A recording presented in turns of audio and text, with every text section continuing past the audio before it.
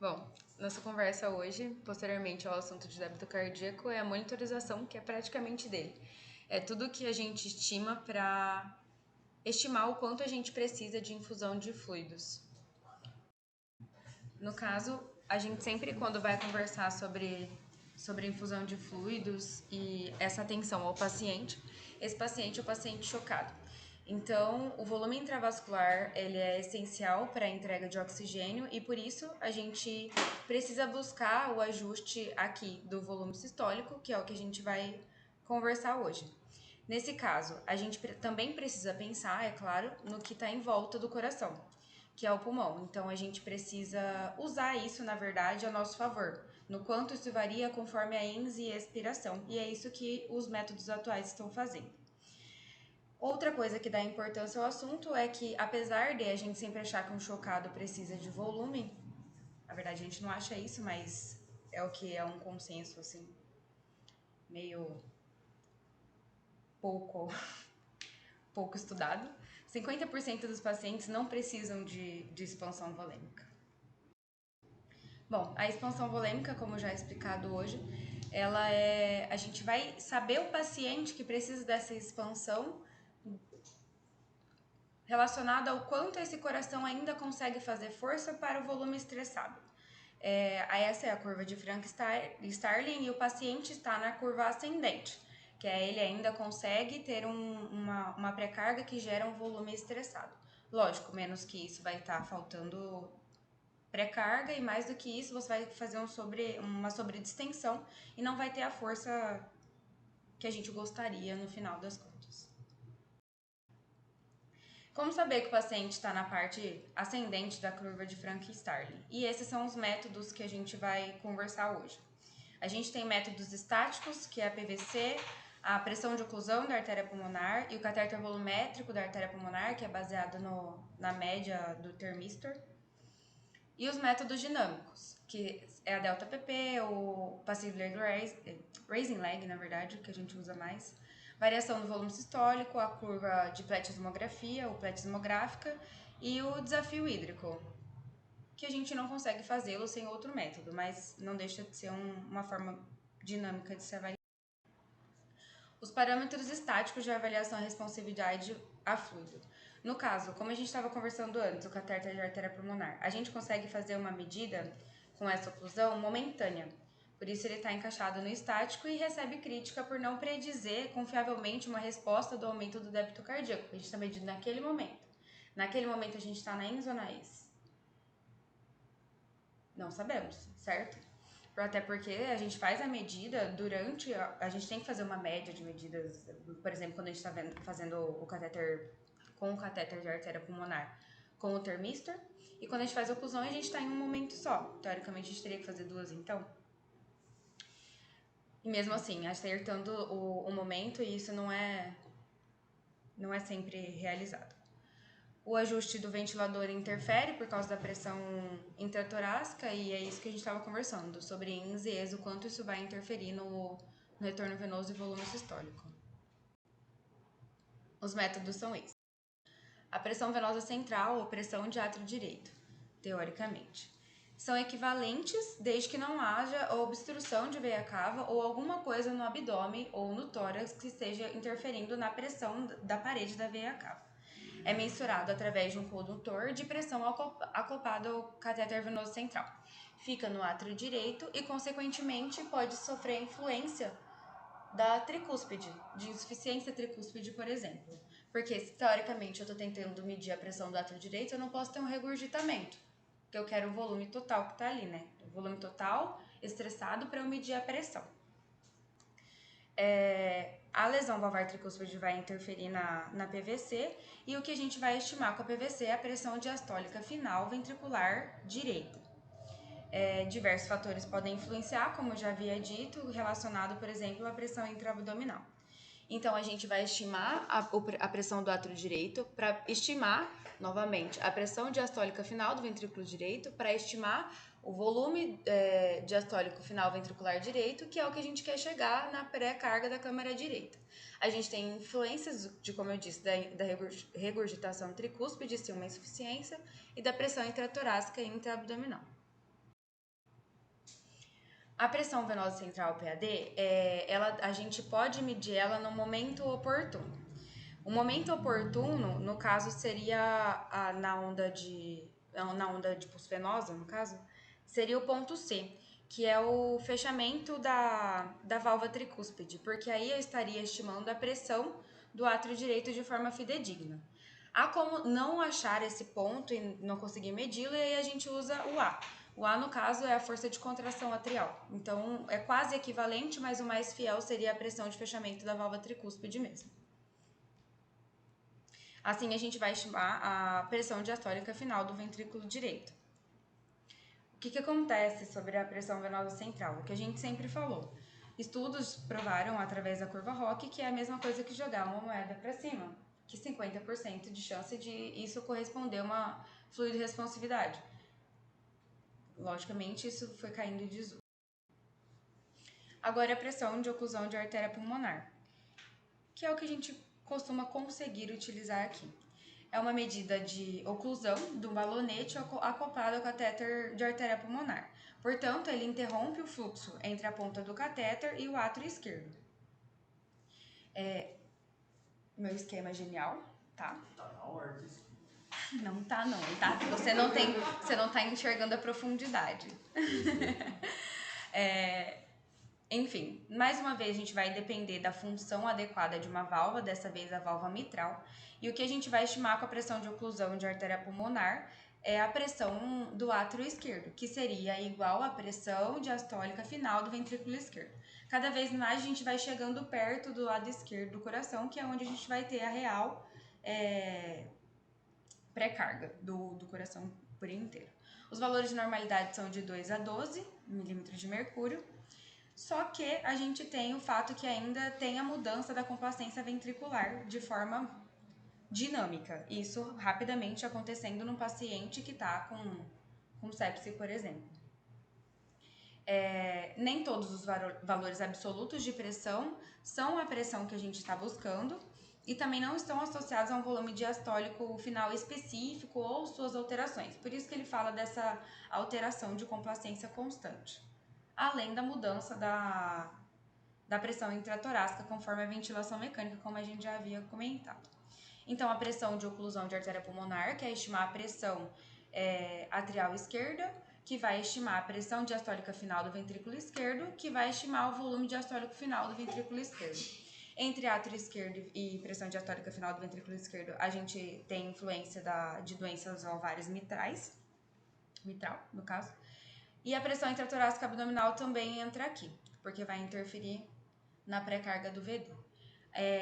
A mudança da complacência ventricular vai alternar aqui o que a gente prediz entre pressão e volume diastólico final de ventrículo esquerdo. Volume diastólico final. E agora a gente vai falar do termistor, ainda falando do catéter de artéria pulmonar. Ele estima a fração de ejeção e o volume diastólico final do VD, até então mensurado por pressão estimativa, agora falando diretamente de volume, derivando-se da termodiluição. O que acontece? Essa termodiluição que ele traz como volume diastólico final é a termodiluição daquela fibra do catéter de artéria pulmonar que fica fazendo isso de tempos em tempos com uma temperatura que a gente deu como uma temperatura do líquido que a gente deu como fixo. Isso pode ser um líquido gelado, um líquido quente, independente. A gente só tem que falar os dados que o cálculo precisa. Não é o que a gente faz. O que a gente faz é estimar índice cardíaco e débito cardíaco através de um volume injetado gelado entre 6 vezes para fazer uma média. A gente estima com o nosso catéter de artéria pulmonar índice cardíaco e débito cardíaco, não volume diastólico ventricular. Apesar disso estar interligado, são coisas diferentes, feitas de formas diferentes para estimar a mesma coisa. Então, os estudos comprovaram, na verdade, apesar de ter uma confiabilidade, eles provaram mais as extremidades. Aí eles conseguiram provar quando o coração não é mais fluido responsível e quando ele é fluido responsível com valores extremos. Entre esses valores, a confiabilidade não é tão boa assim. Então, acima de 138, 140 ml por metro quadrado foi associado a baixa resposta a fluido e menor do que 90 ml por metro quadrado foi associado a resposta à infusão de fluido. Entre esses valores, tudo ficou meio pouco respondido. Aí, como eu disse, é um líquido de temperatura conhecida, não necessariamente gelado. O que a gente consegue calcular com o nosso catéter de artéria pulmonar? O índice cardíaco, que vai variar, se normal, entre 2,5 a 4,2 e o débito cardíaco entre 5 e 6 litros. Esse aqui eu acho que é o método que eu achei mais complexo de entender, porque a variável dele ela é mais distante, vamos assim dizer. Porque até agora a gente estava falando de tudo meio próximo ao coração. E dessa vez a gente está falando de um catéter que está no catéter venoso central e outro catéter que está na aorta. Então ela passa por um trajeto maior essa variação. No caso também é um termistor, é uma termodiluição transpulmonar que vai estimar o volume diastólico final global. Ele faz uma análise matemática da curva de termodiluição. Tudo que está escrito aqui é baseado ele vai fazer a análise da curva com a termodiluição total, a curva de termodiluição total, ele vai pegar a parte exponencial de queda, associar ao pulmão, porque o pulmão, teoricamente, é a maior área de perda de temperatura, no caso aqui do frio. E aí, ele calculando a exponencial de queda do pulmão, ele vai tirar isso do total e vai entender que o restante é o volume diastólico final global. É uma passagem média ponderada de partículas indicadoras entre a injeção, que é feita no catéter venoso central, e os pontos de detecção, que geralmente são na aorta distal. No caso, então, em cálculo, a gente vai fazer o débito cardíaco vezes o tempo médio de transição, que vai ser o volume de distribuição do indicador térmico inteiro. E o outro é o tempo de declínio exponencial da curva de termodiluição, que ele entende como volume térmico pulmonar. Então, o volume diastólico final global é o volume de distribuição do indicador térmico inteiro menos o volume que ele entendeu como pulmonar. E aí ele vai entender isso como volume diastólico final do coração, de forma geral. Bom, quanto aos parâmetros dinâmicos de avaliação da responsividade a fluido. Óbvio que ele vai ter uma maior acurácia para dizer responsividade a fluido, porque ele é dinâmico, a gente vai estar assistindo o paciente responder ou não. Eles são o delta-pp, o passive leg raise, variação de volume sistólico, curva pletismográfica e o mini desafio. A variação da pressão de pulso, no caso, a gente vai usar, como a gente já conversou antes, através de uma PAI, a variação da pressão de pulso conforme a INS e a ES. Teoricamente não, a gente tem uma influência da pressão intratorácica no retorno venoso e no quanto isso vai influenciar no volume sistólico final. Essa variação, dependendo da porcentagem, é anormal que ela aconteça, é claro, dependendo da porcentagem, ela vai indicar uma fluidoresponsividade ou não. Os estudos encontraram 13% no caso. Se houver uma variação maior que 13%, teoricamente esse paciente é fluido responsivo. O cálculo é esse, mas a gente pode fazer de outra forma. Primeiro vamos falar sobre os pré-requisitos. O paciente tem que estar em ritmo sinusal, senão a gente não vai ter a estimativa de volume adequado por causa até do volume sistólico que vai ser alterado em todos os momentos. O paciente tem que estar em ventilação mecânica com volume maior que 8 ml por quilo, isso é um pouco limitante. O catéter tem que ter um catéter de pressão arterial e o monitor tem que ter o catéter de artéria pulmonar. Eu já comentei isso numa aula anterior, é como a gente dá um bug no sistema para a gente conseguir estimar o que a gente quer.